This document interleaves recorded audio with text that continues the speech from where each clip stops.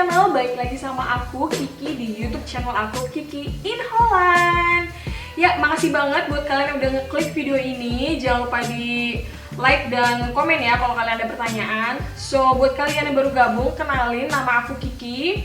Aku sudah tinggal di Belanda selama 1 tahun 4 bulan.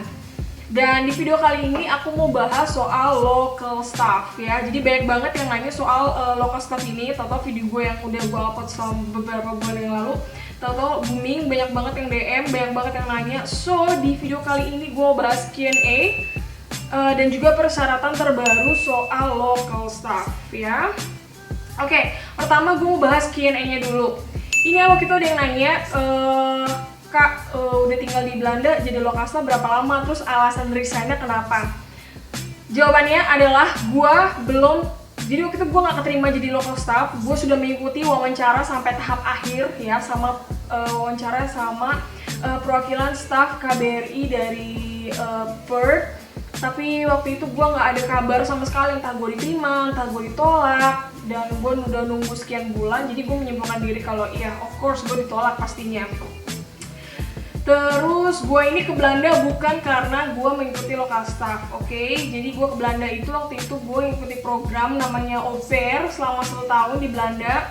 Dan sekarang ini gue perpanjang visa izin tinggal gue menjadi 5 tahun, seperti itu. Terus pertanyaan yang kedua itu soal ujian-ujian atau tahapan-tahapan seleksi local staff. Jadi local staff itu seleksinya itu dibagi beberapa tahap ujian. Jadi yang pertama ada seleksi administrasi yang which is saat ini itu benar-benar dipersempit ya. Maksudnya mereka udah lebih detail lagi. Kalau dulu kan kayak lu mau lulusan apa aja bisa, kalau sekarang itu benar-benar dari previous bachelor yang diminta tuh lebih more spesifik gitu, benar-benar lebih spesifik lagi. Nah ini gue udah lihat persyaratannya langsung di ini, pokoknya kalian klik link ini atau search link ini, itu di situ udah keluar persyaratannya. Di sini gue bakal sebutin persyaratan administrasi pelamar. Memiliki ijazah minimal D3 dengan jurusan bidang sebagai berikut. Jadi ada hubungan internasional, politik, administrasi, kajian wilayah, komunikasi, sastra. Sastranya ini macam-macam, ada Inggris, Arab, Prancis, Spanyol, Rusia, Mandarin, terus hukum, ekonomi, studi pembangunan, manajemen, akuntansi, bisnis, keuangan, pariwisata, kesenian, teknik informatika, sistem informasi, komputer, sama teknik elektro, dan sekretaris. Kalau dulu tuh bener-bener mereka nggak nyebutin secara spesifik jurusan apa gitu yang boleh apply. Kalau sekarang lebih spesifik, dan banyak banget yang nanya sama gue, Kak, kalau nggak punya sertifikat TOEFL boleh nggak? I have no idea, karena tahun waktu itu gue tuh apply tahun 2018. Saat itu gue nggak apply karena gue nggak ada. Ya udah, gue pakai yang berkas-berkas yang gue ada aja. Mungkin make sense karena gue kan lulusan sastra Inggris, dan waktu itu tuh bener-bener nggak diminta seperti sekarang. Jadi kalau sekarang tuh harus pakai ini based on dari yang di-share sama Kemenlu. Jadi persyaratan umumnya tuh ada warga negara Indonesia, terus tidak sedang berkedudukan sebagai calon PNS atau PNS, tidak memiliki anggota atau pengurus partai politik, memiliki latar belakang pendidikan sesuai dengan persyaratan. So, jadi ading Kak, kalau aku anak psikolog bisa nggak? Kak, kalau aku anak kesehatan bisa nggak? No. Di sini tertera, udah dijabarin sama mereka, nggak disebutin jurusan-jurusan itu, berarti tidak bisa. Terus kalau TOEFL ini mereka udah mention berarti wajib ya, tolong disertakan, masih ada waktu. Dan ini ada yang TOEFL prediction, ini lebih gampang, maksudnya kayak nggak harus kayak IELTS gitu. Kalau IELTS tuh bener-bener harus prepare, ya sebenarnya belajar, terus karena tesnya lebih susah juga. Tapi kalau TOEFL yang prediction ini lebih gampang. Ini biasanya lebih ke gramatikal gitu, lebih ke grammarnya. Terus sehat jasmani, rohani, serta bebas narkotika, berkelakuan baik. Nah ini juga ada yang nanya, Kak, ini SKCK harus dilampirin ya?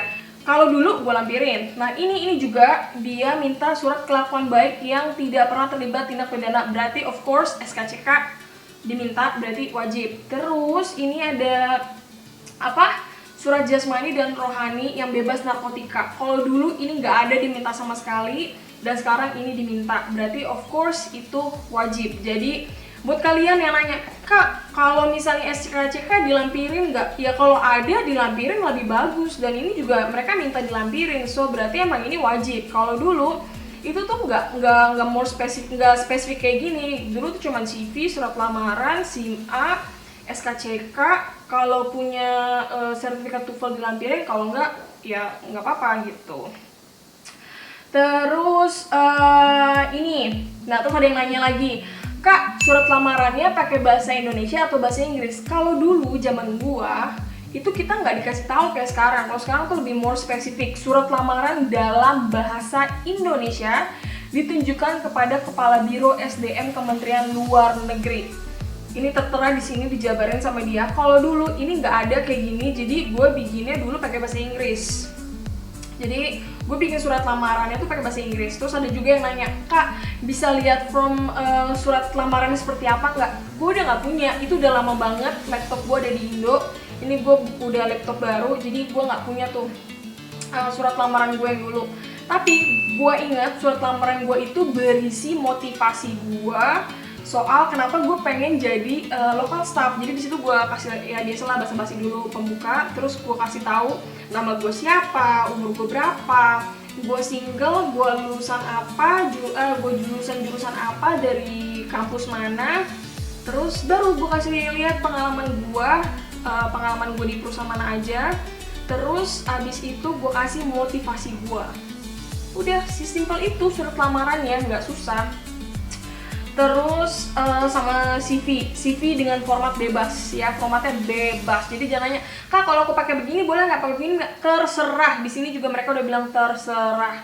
Jadi use your logic gitu ya, logikanya aja gitu, logikanya kalian aja. Kalau misalnya begini bagus nggak, kalau gini bagus nggak. Terus ada beberapa juga yang ngirimin surat lamaran ke gua. Men, buat gua surat lamaran kalian tuh semua bagus. Itu tergantung dari gimana kepercayaan diri kalian aja. Yang penting kalian tuh harus pede kalau ngirim surat lamaran. Begitu. Terus fotokopi KTP. Nah, ini fotokopi KTP diminta juga. Kalau dulu diminta nggak ya? Dulu diminta kayaknya ya. Gue kan karena kirimnya based on post, jadi otomatis berkas-berkas gue tuh fotokopi yang gue kasih. Terus ada yang nanya, Kak, kalau fotokopi ini gimana ya buat ngirim ke emailnya? Waktu itu ada yang nanya. Kata gue, ini ya berarti di scan dong fotokopinya, ya kan? Anak zaman sekarang. Gue nggak mau ngejudge si orang itu ya, cuman gue kasih sebisa gue kasih bantuan ke kalian, pasti gue bantu karena gue pengen kalian nonton video gue tuh bisa keterima. Amin, semoga ya. Terus fotokopi SIM-A ini wajib, tahun gue aja itu wajib ya. Gue punya SIM-A dulu, makanya gue lampirin. Terus ini juga wajib, jadi please lampirin, please. Jangan ada yang nanya lagi ke DM gue, Kak, surat SIM-A dilampirin nggak? Lampirin ya, wajib. Itu jadi daya tarik. Kenapa ini SIM-A dilampirin? Karena yang gue denger, ini based on yang gue denger ya guys, katanya tuh kerjaan kita emang nggak di kantor aja. Jadi kadang-kadang kita tuh suka diminta buat misalnya jemput, misalnya pejabat siapa lagi dateng gitu. Nah, kita diminta bantuan buat jemput mereka ke bandara, atau misalnya lagi ada urusan darurat apa, minta anter kemana begitu. Jadi diusahakan bisa nyetir seperti itu ya. Terus lagi ada yang nanya, Kak, TOEFL aku skornya segini, perlu dilampirin atau enggak? Ya kalau ada lebih baik dilampirin, cuman kalau bisa diperbaiki skornya, lebih baik diperbaiki karena ini masih ada waktu. Dan lowongan ini dibuka sampai 31 Agustus ya, jangan lupa. Terus ini sekarang udah nggak via pos lagi kayak gue. Kalau zaman gue dulu kan gue kirim pakai pos, kalau sekarang tuh udah kirim via email ya. Terus banyak juga yang nanya soal seleksi ujiannya. Seleksi ujiannya itu dibagi beberapa tahap seperti yang gue bilang. Terus ada ujian pengetahuan umum. Nah, ujian pengetahuan ini soal-soalnya banyak juga yang nanya soalnya apa aja. Ini base yang gue inget ya. Pokoknya dulu soalnya itu ada soal tentang mata uang, ibu kota, presiden, perdana menteri, terus wakil menteri. Gue inget banget waktu itu ditanya wakil menterinya siapa, and then I have no idea, gue nggak tahu siapa namanya. Terus apa lagi ya?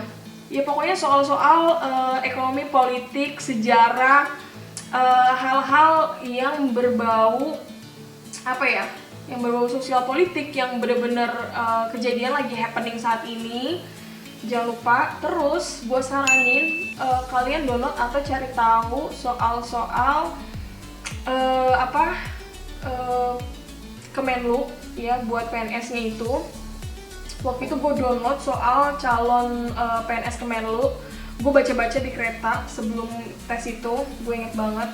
Terus ada yang nanya downloadnya di mana? Ya gue nggak tahu gitu, gue salah download aja di kereta gitu. Jadi ya udah, kalian pokoknya dari sekarang baca-baca aja. Itu soalnya PG, nggak susah kalau kalian mau baca ya. Itu nggak susah.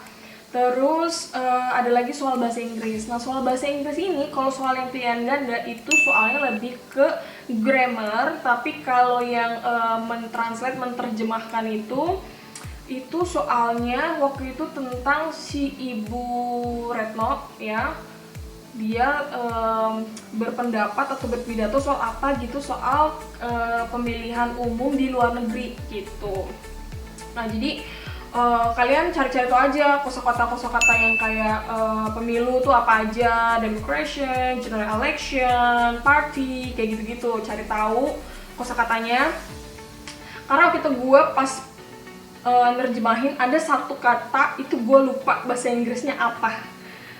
Terus apalagi ya, ujian komputer. Nah ujian komputer ini itu ujiannya kalian ngetik cepet, dikasih waktu sama dia, ngetiknya harus cepet. Terus abis itu ngetik di Microsoft Word. Terus abis itu Excel ini biasa hitung-hitungan, penjumlahan, pengurangan, pembagian, kali, terus total sama rata-rata. Nah kalian itu harus apalin rumus-rumusnya ya. Malah jujur ya, waktu itu gue tuh pas yang Excel itu gue salah di rumus yang soal ngitung rata-rata itu, gue salah seinget gue. Terus abis itu PowerPoint. Nah kalian tuh kayak dikasih topik atau bahasan gitu, terus kalian bikin PowerPoint sendiri. Bebas bikin PowerPoint-nya, yang penting selesai. Terus abis ujian itu, ujian apa lagi ya? Ini ada ujian psikotes. Jadi kalian jawab 500 soal pakai pensil 2B gitu. Itu banyak banget, 500 soal. Tapi cepat kok, itu maksudnya nggak susah gitu ya, nggak perlu terlalu mikir banget gitu. Itu gampang. Terus abis itu soal, ini sama diwawancara sama Abri. Gue lupa itu nama tesnya apa. Jadi diwawancara nih sama Abri, ditanyain sama dia, kesiapan mental kamu siap gak? Misalnya kalau kamu ditempatin di negara perang, kamu nggak punya saudara di sana, kamu nggak ada akses ini, kamu bisa nggak, apa yang harus kamu lakuin gitu. Jadi bener-bener dia tuh mau ngelihat mental lu tuh toughnya tuh sejauh mana gitu. Terus abis itu apalagi ya, wawancara sama pihak Kemenlu. Nah wawancara sama pihak Kemenlu ini gue gitu ditanya-tanya, tahu Kemenlu dari mana, punya pengalaman kerja apa aja, bisa skill, kamu punya kemampuan apa aja, pernah pengalaman kerja di mana aja, terus kalau lokal staff dari mana. Terus udah sih sebatas itu, dan gue di wawancaranya juga nggak terlalu lama. Nah waktu itu pas seksi ini kan tuh dibagi-bagi. Nah pas dibagi-bagi ini gue jawabnya pakai bahasa Inggris aja gitu sama dia. Ya ibarat kata kayak lo diwawancara ya, lo ngejual diri lo depan mereka gitu, biar mereka tahu kemampuan lo tuh sejauh mana gitu. Nah habis seleksi wawancara ini terus ada ujian. Buat kalian yang punya kemampuan bahasa selain bahasa Inggris, kalian itu nanti juga bakal diseleksi kemampuan bahasa kalian. Misalnya kalian punya kemampuan bahasa Rusia, nanti juga ada seleksi tesnya lagi, kemampuan bahasa kalian tuh sejauh mana gitu. Karena waktu itu gue cuma punya kemampuan bahasa Inggris aja, ya udah bahasa Inggris. Tapi beberapa teman gue tuh ada yang bahasa Korea, ada bahasa Jerman, ada yang Prancis, kayak gitu-gitu.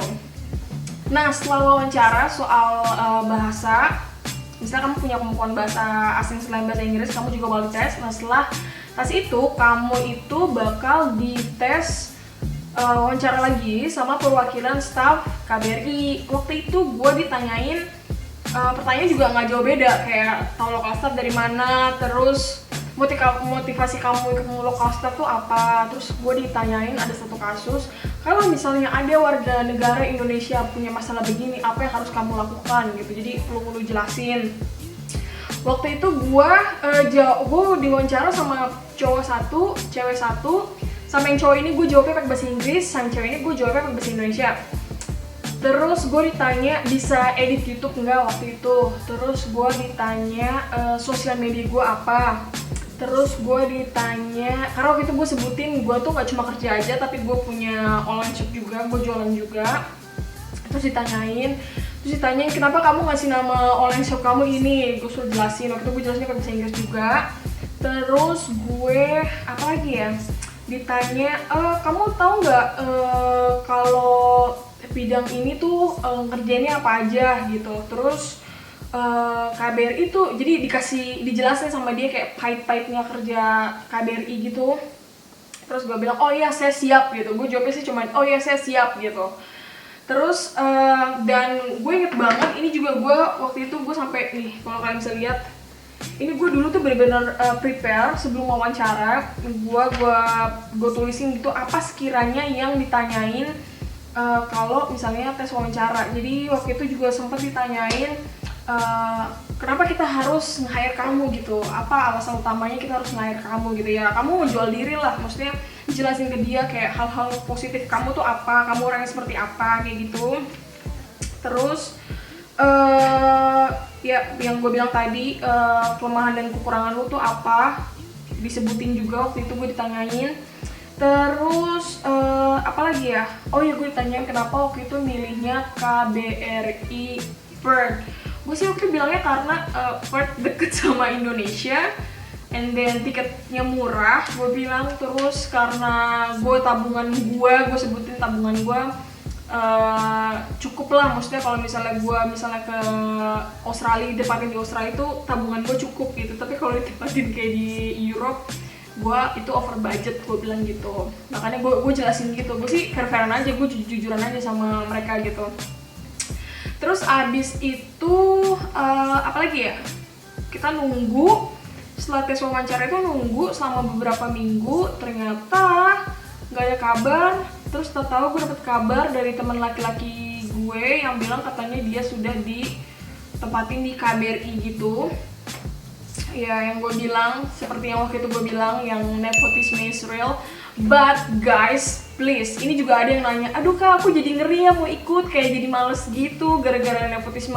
No, jangan, kalian coba dulu. Kita nggak tahu sejauh mana gitu kemampuan kita, sama rezeki orang tuh beda-beda. Mau banyak halangan rintangannya, kalau itu rezeki kalian pasti dapat.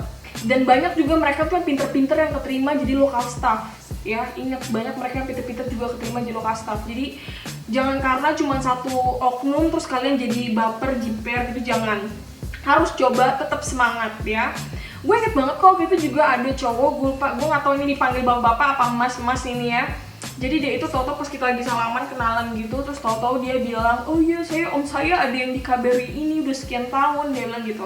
Terus gue kayak, what the fuck, who cares gitu, kayak iya dia dengan pedenya bilang kayak gitu. Tapi gue nggak ada yang namanya bikin gue jiper, ciut, itu nggak ada sama sekali. Gue tetap kayak, gue mau lihat kemampuan gue sejauh mana gitu. Dan walaupun pada akhirnya gue tetap nggak diterima, seenggaknya ya gue udah berusaha gitu. Dan walaupun gue gagal, thanks banget gue punya keluarga, apalagi adek gue yang tuh bilang, kalau lu nggak keterima ya bukan karena lu bodoh, berarti emang ini bukan rezeki lu aja, tempat lu bukan di sana. Adek gue bilang gitu. Nah jadi buat kalian ya pengen coba, tetap semangat, jangan jiper cuma gara-gara satu orang oknum ini gitu, jangan. Yang penting kalian tetap coba.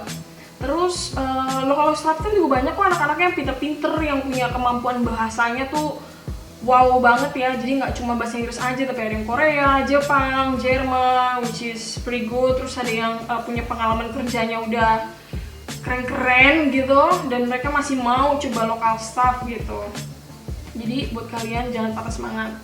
Terus ada lagi yang tanya, kak kalau misalnya ikut tes ke Kemenlu ini berarti harus ke Jakarta? Yes, waktu itu gue ke Jakarta kok.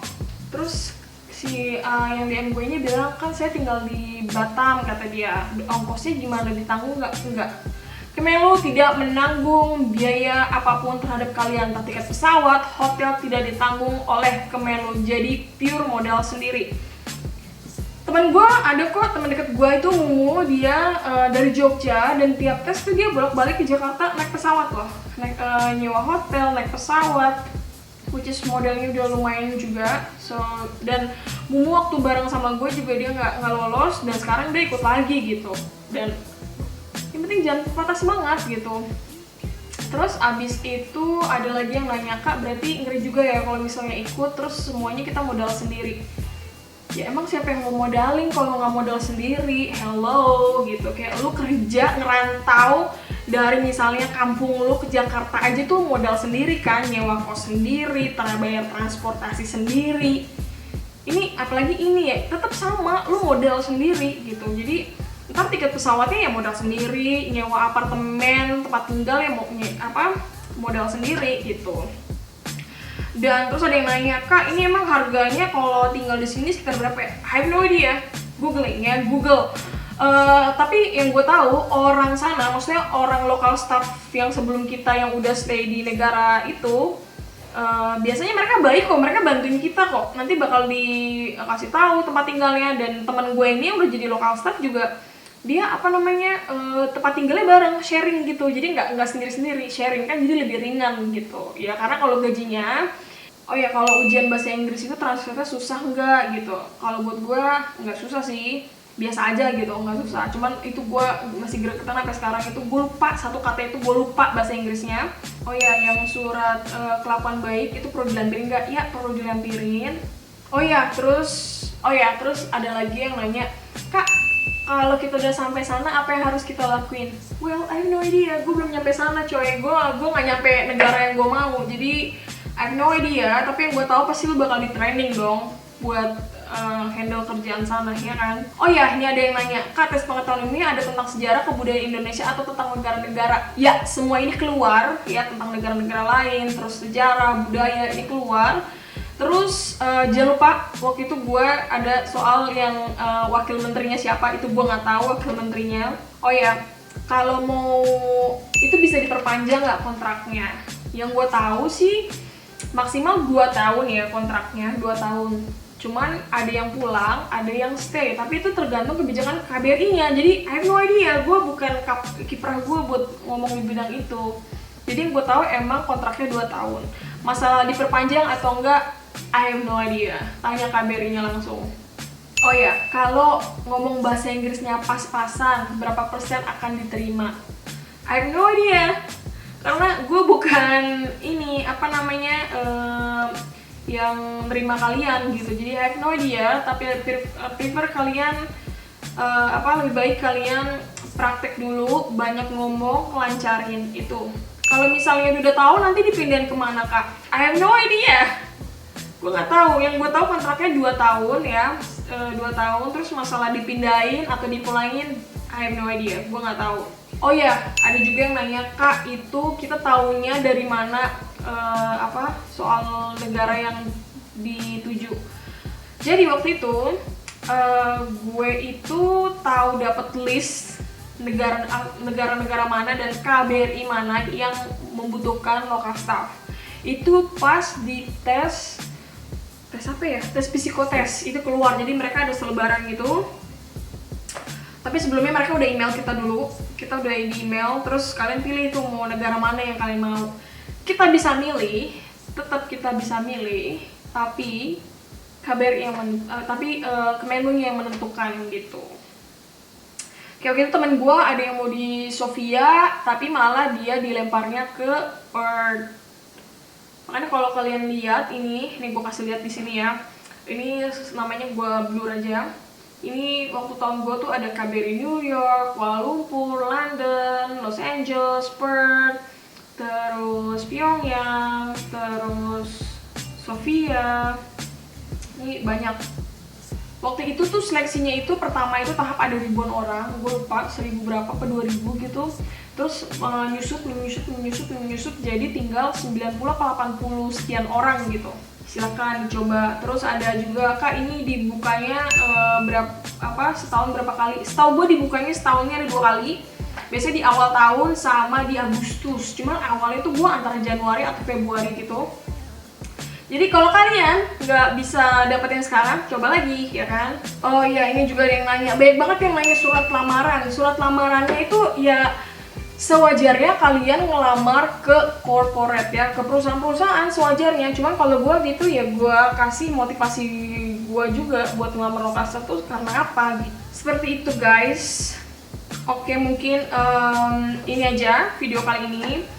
Gue bahas soal lokal staff ini, gue udah lebih detail lagi nih ngebahasnya soal Q&A-nya, terus sama ujian-ujiannya sama pertanyaannya apa aja. Ini gue bahas di video ini. Jadi kalau nanti ada yang nanya, silahkan tulis di kolom komentar, gue bakal bantu jawab juga. Buat kalian yang mau kritik, silakan go ahead, but kritik dengan yang membangun dan sopan. Kalau lo nggak sopan ya gue juga nggak sopan sama lo, oke?